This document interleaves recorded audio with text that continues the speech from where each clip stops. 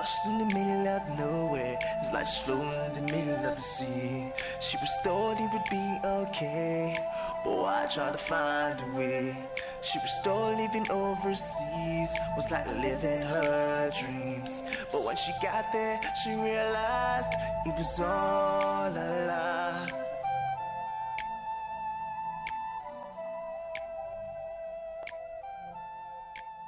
So women you meet who have crossed the desert have stories of incredible hardships. Many, for example, tell us that they ran out of water when walking, literally walking through the Sahara. And that means that after some days you have to drink your own urine, you see your colleagues die on the way, and you still have to go on, because they say there's only one way. You never can go back when you're in the desert. You have to walk and walk and walk through the sand. Although many don't know if they will ever reach the next town. For some of them, this trip takes years, literally years. I've met people who have been on their way for 3 years, 4 years, 5 years.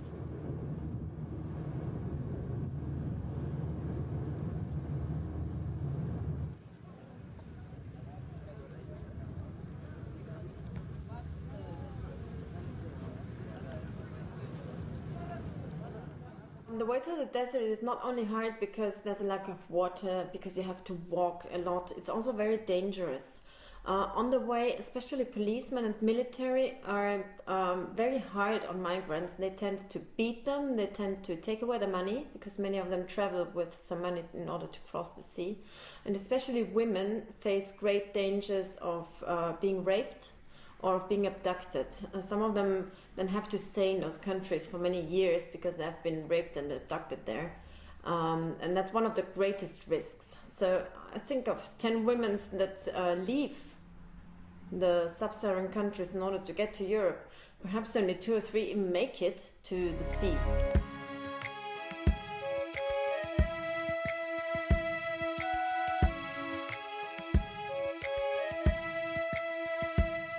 We help girls to report the rape cases to the police, and last year we have a case that 20 Nigerian victims have been raped by a gang of 10 young boys from Paris, and these collective rapes happened like every week during 1 year, and we discovered it only 1 year after everything. And only 4 of the Nigerian victims went to the court, because the others, they were too afraid, and their madam forbid them to report to the police the case.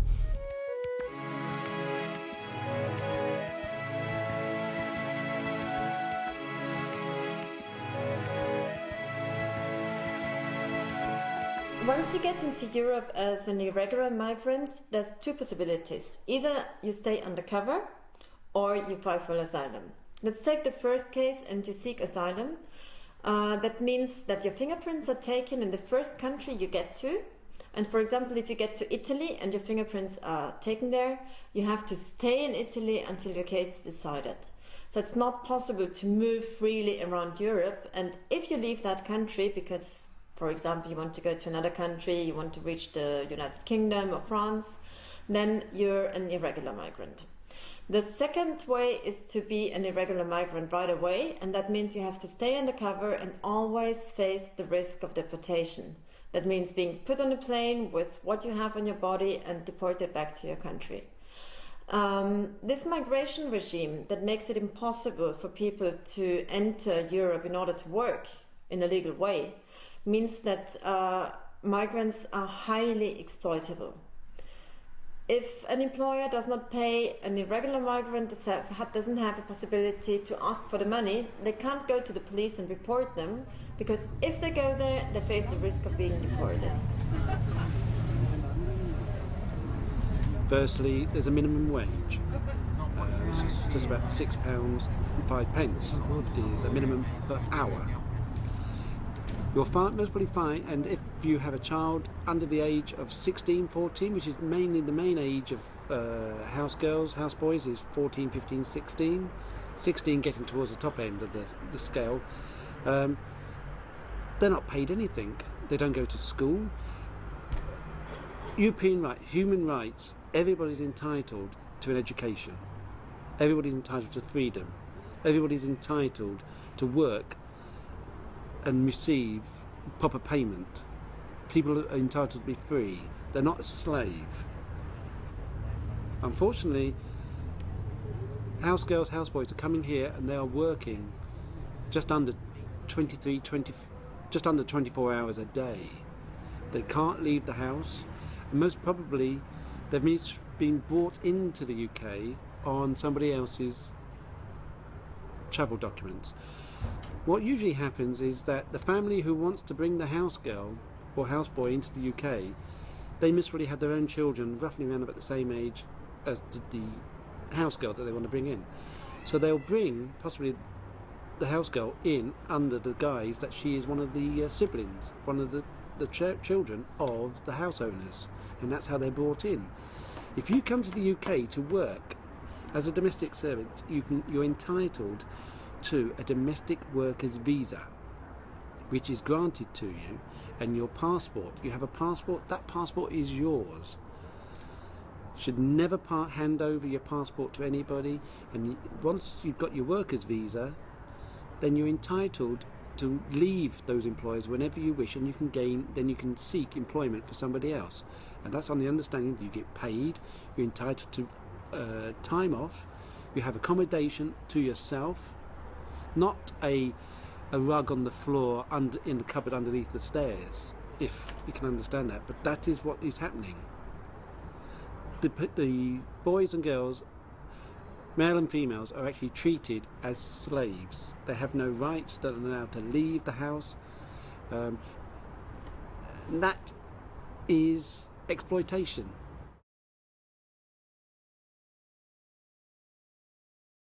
And they work in parts that normally they wouldn't choose, like hard work in construction, labor in the countryside, in agriculture, but also the sex business or drug dealing are parts where many irregular migrants end up working in order to make money.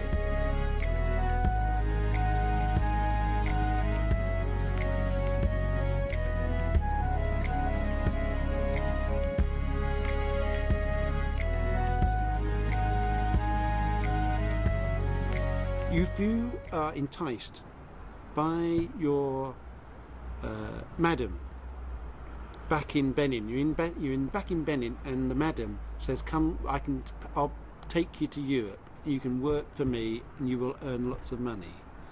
What you don't understand is that he or she will expect you to pay back the money that she has paid for you to come to Europe, plus interest, lots of money.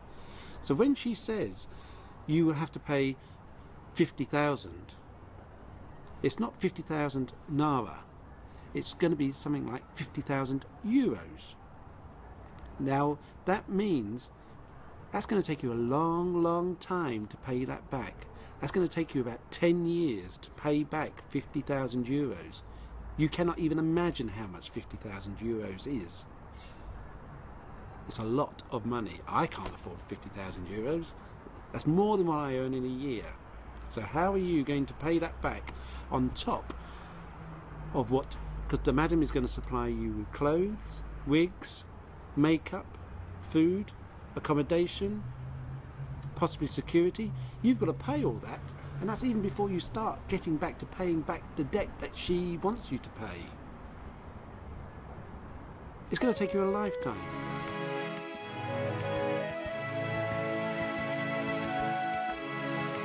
In Paris, Nigerian girls, in average, they earn 30 to 50 euros per client. So they have to make maybe 10 clients per night, at least, to start to complete their debt step by step.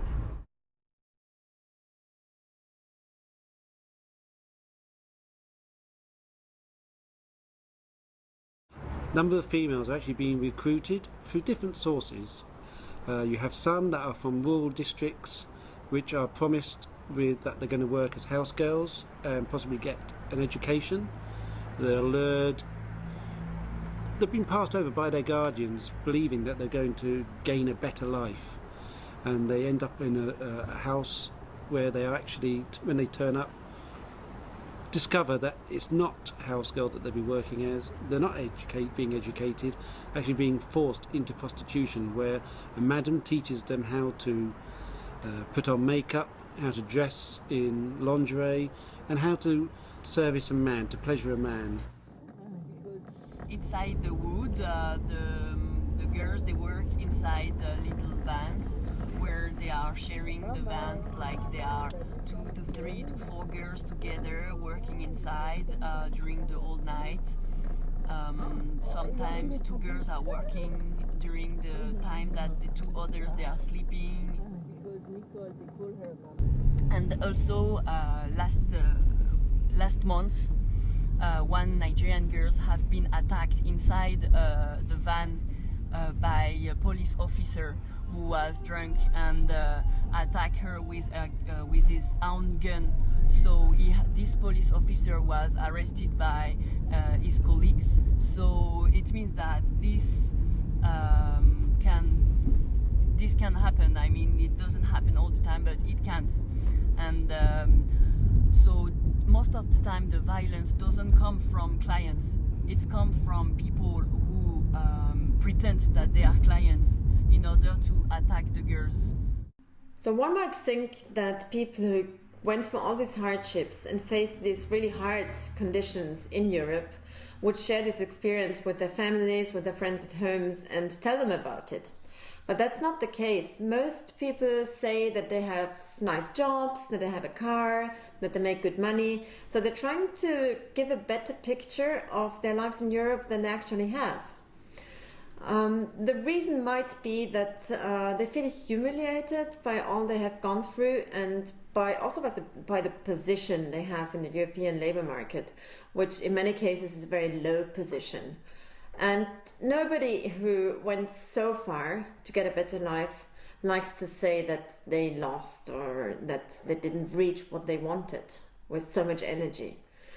And so in many cases the stories that people tell back home are not the real stories, and people who get here sometimes are really disappointed to see that it's not easy to get a job here, that you don't make a lot of money if you work in simple jobs, and that it's really hard to get a legal stay in Europe.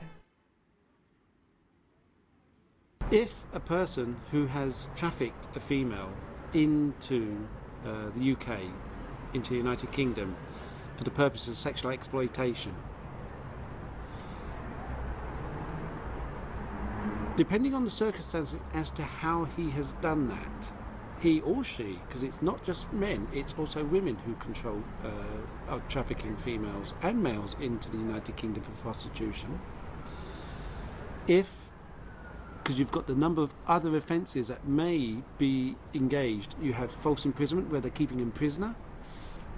You also possibly have blackmail, threats to kill, rape, incitement to rape, inciting a young person to commit, to carry out sexual acts, controlling prostitution for the purpose of gain. And if violence is used, they are looking at least about possibly 7 to 12 years imprisonment here in the UK. She thought she could live a better life there. She thought she had so much to earn. Euros she wanted to pay her debt, but now she's locked up in cell. She's on a plane, straight from jail. She's coming home.